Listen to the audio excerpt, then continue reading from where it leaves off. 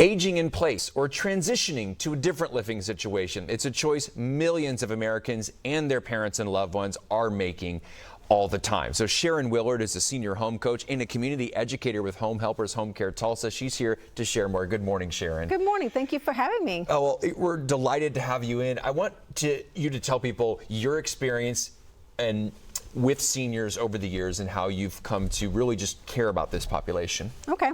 So for me, over the past 15 years, my focus has been on seniors.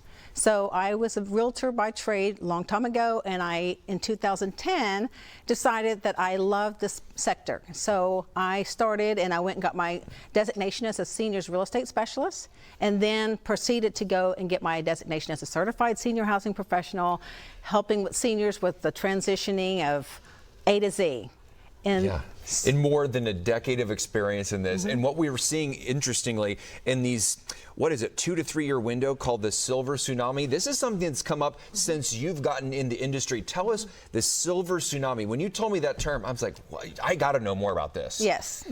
Tell us about that. It's one of those things where people are not paying attention to it.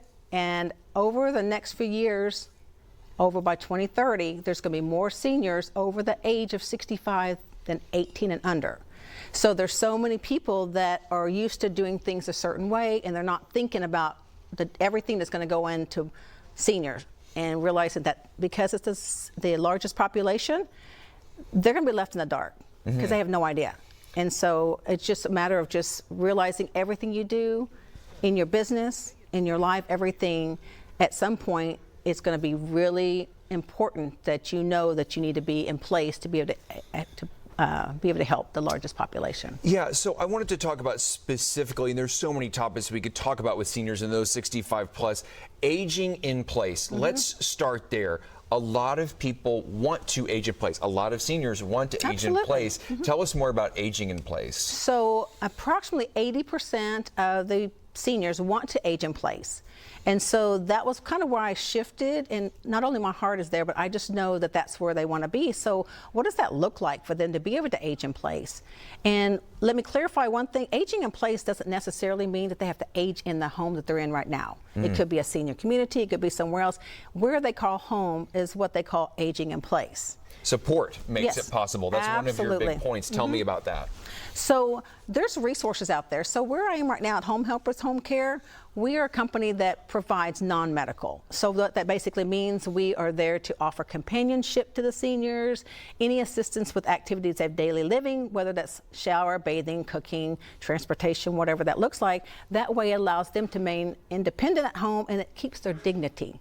Something else that's interesting about aging in place that you mentioned as we were emailing back and forth, home modifications. What are some of the most common modifications, like, wow, this can improve your quality of life and help you stay here longer? So safety is a big key.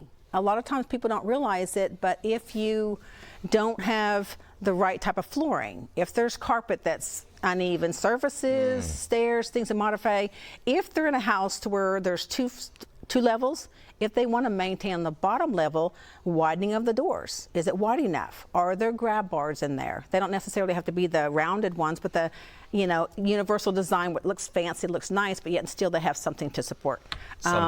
Yes, the showers, being able to navigate that. So there's a lot of things that they can do as far as having a certified aging in place contractor, which I highly recommend, because they know all of this stuff. Yeah, and one more thing, the flip side of this, and we want to end on this, when is it time to move and to have that conversation of like, hey, we don't think it's safe for you to live in here? What are some of the warning signs, we'll call it, of that? Safety concerns would be one? Correct, yes. Isolation as well? Isolation, absolutely, because people don't realize when you're at home by yourself and you're aging, it brings about dementia.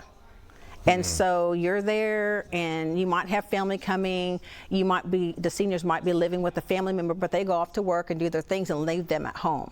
So they may forget to take their medicine. Things like that. So it's really critical. That's really important. It's really important for them to not be isolated at home. Yes. We have a little bit of time left. I want to give some time to caregiver burnout, because this is a huge problem nationwide. Yes. Over 63% of caregivers are taking care of a loved one, and they end up 63% of them end up passing away before the person that they're actually caring for. So you want to be there as their spouse, but it seems like you're being like this is your child. And so it's very exhausting. You want to be up for them emotionally, but you just get tired. And that's when you need somebody to kind of step in and do those things for you. So when you are with them, you can actually love them for the person that they are. Sharyn Willard, thank you so much for your time. Thank you so much. I appreciate it.